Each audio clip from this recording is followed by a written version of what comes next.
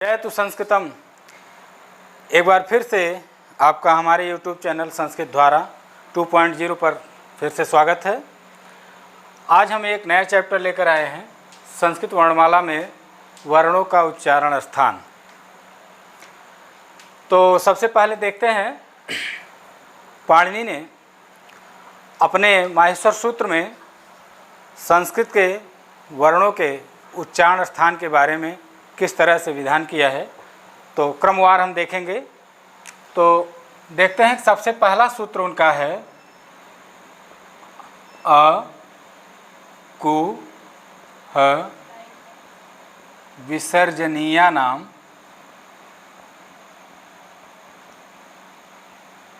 कंठ। अ कु ह विसर्जनीया नाम कंठ। ध्यान से देखिए इसको, अ कु ह विसर्जनीया नाम कंठ है। तो सूत्र का अर्थ पहले देख लीजिए क्या है इसमें। अ का मतलब है अवर्ण अपने 18 भेदों के साथ। जैसा कि आपको पहले बताए थे कि अ के कितने भेद हैं? 18। अ के कितने भेद हैं? 18। और कु का मतलब है क वर्ग। कु का मतलब क वर्ग। कु चु टू तु पु एते उदितः कहा गया है ना पाणिनि व्याकरण में। कु चु टू तु पु मतलब कु से क वर्ग, चु से च वर्ग, टू से ट वर्ग, तु से त वर्ग और पु से प वर्ग, इनको उदित वर्ण कहा जाता है। तो कु का मतलब है क वर्ग, क ख ग घ ङ। और आगे है ह, ह। और आगे इसके विसर्जनीय नाम मतलब होता है विसर्ग।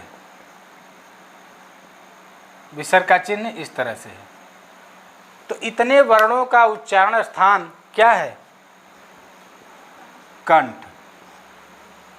जैसे आप बोलेंगे अ, क, ख, ग, घ, ङ, ह, अह। ये इन जब वर्णों का उच्चारण आप करेंगे तो जिह्वा हमारे कंठ के पास जाकर के स्पर्श करती है, इसलिए इन वर्णों का उच्चारण स्थान कंठ है। अगला है, दूसरा है ई चु य शा नाम तालु। ई चु यशा नाम तालु। ई का मतलब है ई के 18 भेद, ठीक है। चु का मतलब है च वर्ग। य का मतलब है य वर्ण। श, यहाँ देखिए श का मतलब है शकार, श वर्ण कह सकते हैं इसको, श वर्ण। अर्थात ई अपने 18 भेदों के साथ, चु मतलब च छ ज झ ञ, य का मतलब य वर्ण जो अंतस्थ माना जाता है, श का मतलब श वर्ण जो ऊष्म कहा जाता है इसको। इन तरह के वर्णों का उच्चारण स्थान क्या है? तालु। अगर कोई पूछे कि तालु आपकी कहाँ है, तो आप ई च छ ज झ य य श इन वर्णों का उच्चारण कर लीजिए, आपको पता चल जाएगा कि आपकी तालु कहाँ है। ठीक है, तो समझ में आया कि नहीं? ई वर्ण का जो 18 भेदों के साथ है, चु मतलब च छ ज झ ञ, य मतलब य वर्ण और श श, इसीलिए इसको तालव्य वर्ण कहते हैं। जिसको आप लोग बड़का सा कहते थे, वो क्या है? तालव्य। बड़का सा क्यों कहते हैं? क्योंकि वर्णमाला में सबसे पहले वही आया है, तो जब सबसे पहले आएगा उसको बड़ा कहेंगे। और छोटका सा क्यों है? क्योंकि वो सबसे बाद में आता है। ठीक, तो ये रही व्यावहारिक बोलचाल की भाषा में, उसको बड़का सा और छोटका सा कह देते हैं। इचु क्या हो गया? आकु है विसर्जनीय नाम कंठ है, इचु यशा नाम तालु।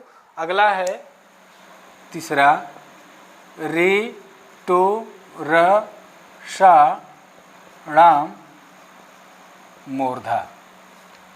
ध्यान से देखिए, री का कितना भेद?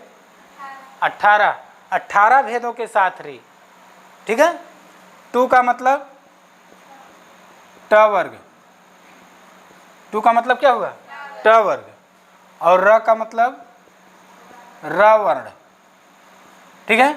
और इधर देखिए श एक बचा हुआ श, इसका मतलब है श वर्ण। इनका उच्चारण स्थान क्या है? मूर्धा।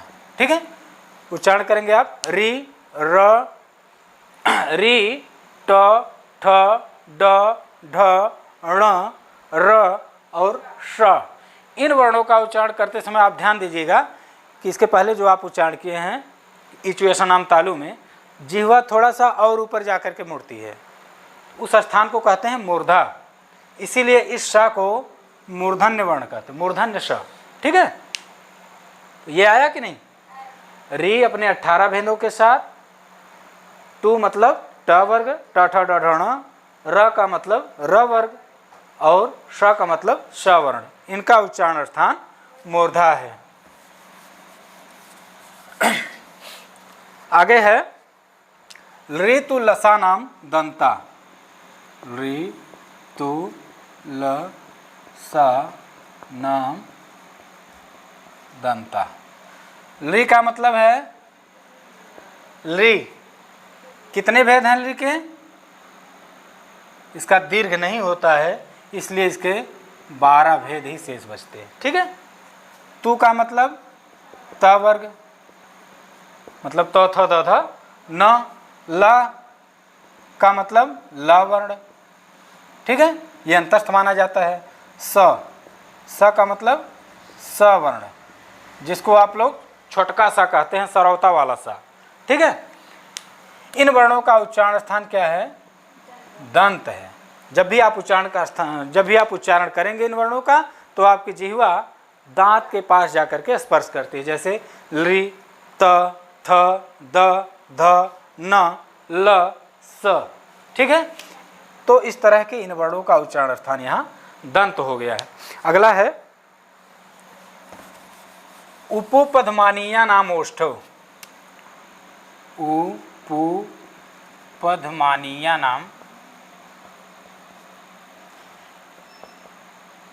ओष्ठव। उपोपधमानीया नाम ओष्ठव। आप यहाँ ध्यान दीजिए, यहाँ क्या है? उ है। उ का मतलब उ वर्ण। कितने भेद? उ के 18 भेद।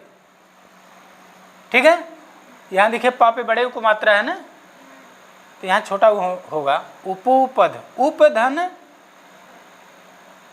उपधमानी, उप उ पु। देखिए यहाँ देख लीजिए, पु। पु का मतलब क्या हुआ? प वर्ग। और यहाँ एक उ और है, ह्रस्व उ, तो यहाँ से उपधमानी निकाल लीजिए। उपधमानी, उपधमानी किसके पहले आता है? अह प, अह फ, मतलब प और फ के पहले जो आधे विसर्ग जैसी आकृति होती है उसको कहते हैं उपधमानी। ठीक है, तो इतने वर्ण क्या हो गया? उ अपने 18 भेदों के साथ, पु का मतलब प फ ब भ म, और उपधमानी अह प अह फ। इसका उच्चारण जब भी आप करेंगे तो हमारी जिह्वा और हमारे होठ दोनों काम करते हैं। इन वर्णों का उच्चारण करते समय होठ काम करते हैं, इसलिए इन वर्णों का उच्चारण स्थान क्या है? ओष्ठ। उच्चारण करेंगे उ कहते समय देखिए हमारा मुंह गोल हो गया ना, ओठ का काम हो रहा है। पु प फ ब भ म, अगर ओठ नहीं रहेगा तो प फ ब भ म का उच्चारण नहीं हो सकता। ठीक, उपधमानी अह प और अह फ, इसका उच्चारण स्थान ओष्ठ है। उपधमानीय नाम ओष्ठौ के बाद है यम गणना नाम नासिका च।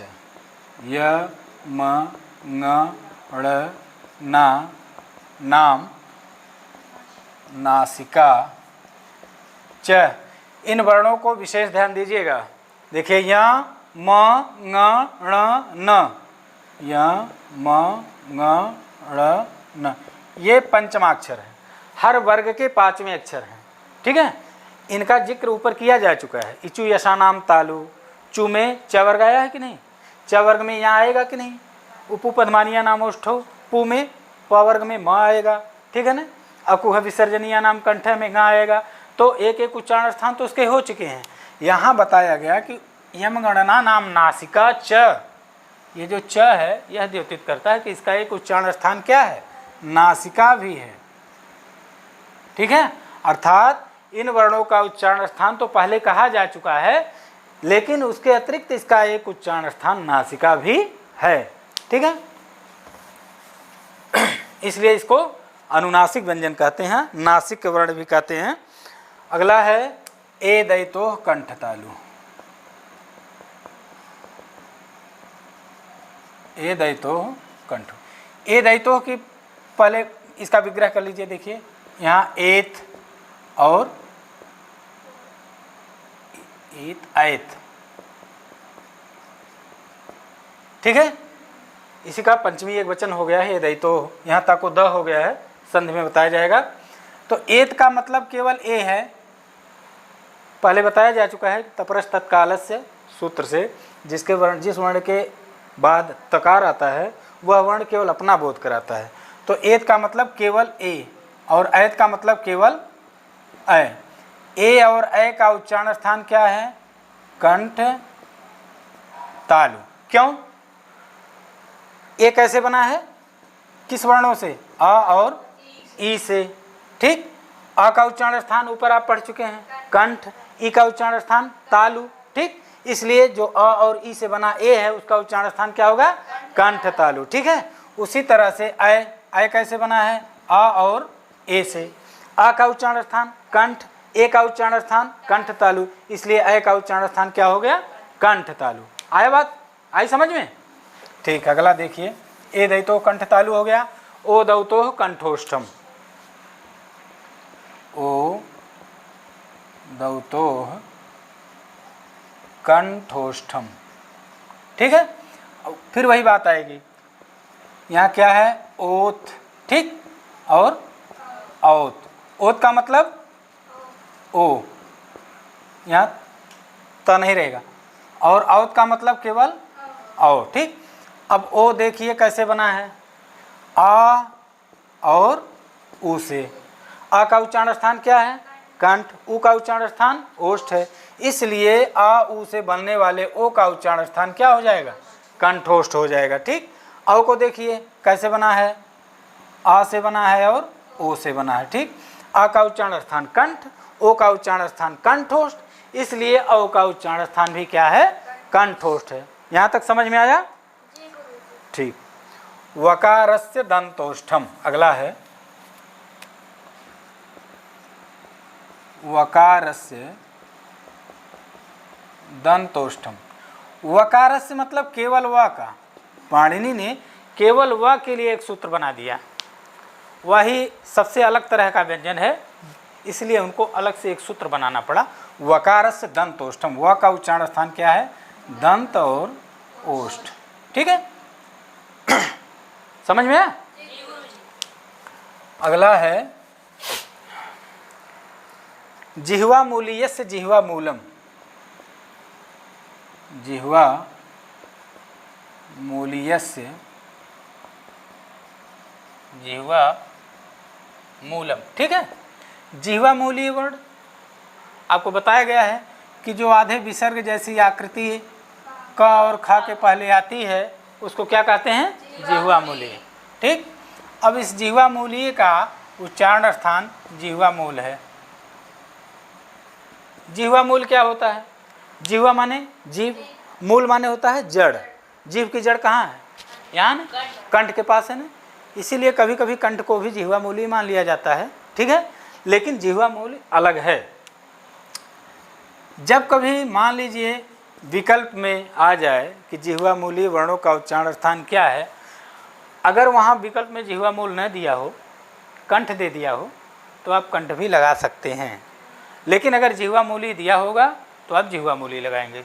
आई बात समझ में? तो जिह्वा मूली अह क, अह फ, अह क और अह ख, इसका उच्चारण स्थान जिह्वा मूल अर्थात कंठ के पास जो स्थान है वो जिह्वा मूल है, ठीक है। फिर अगला आपका है नासिकानुस्वारस्य।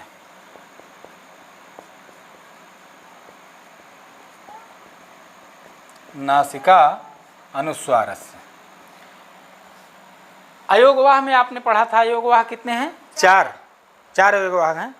विसर्ग है, अनुस्वार है, उपधमानी है और जिह्वा मूली है। उपधमानी, विसर्ग और जिह्वा मूली आप पीछे पढ़ चुके हैं उच्चारण स्थान। यही अनुस्वार बचा हुआ था, तो अनुस्वार का उच्चारण स्थान क्या है? ऐसे अनुस्वार का चिन्ह ऐसे होता है ना, किसी भी वर्ण के ऊपर लग जाता है, ठीक है। अनुस्वार का उच्चारण स्थान क्या है? नासिका। अनुस्वार हमेशा नाक से ही बोला जाता है। जैसे क के ऊपर लगा दिए, क्या बन जाएगा ये? कंग। ख के ऊपर लगा दिए, खंग। क के बाद स लिख दिए, क्या पढ़ेंगे इसको? कंस। अभी जो क का उच्चारण स्थान है ये कहाँ से हो रहा है?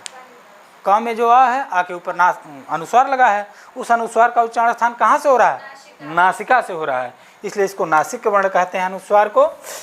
तो ये रहा आपका उच्चारण स्थान वर्णों का, पाणिनीय व्याकरण के अनुसार, पाणिनी वर्णमाला के अनुसार और संस्कृत वर्णमाला के अनुसार। अभी आपने हर वर्णों का उच्चारण स्थान देखा। तो शेष अगले वीडियो में आगे हम, कैसी लगी हमारी वीडियो? अगर वीडियो आपको अच्छी लगी हो तो इसको सब्सक्राइब करें, लाइक करें, शेयर करें और कमेंट करें। तब तक के लिए शुभ संध्या। जय तु संस्कृतम।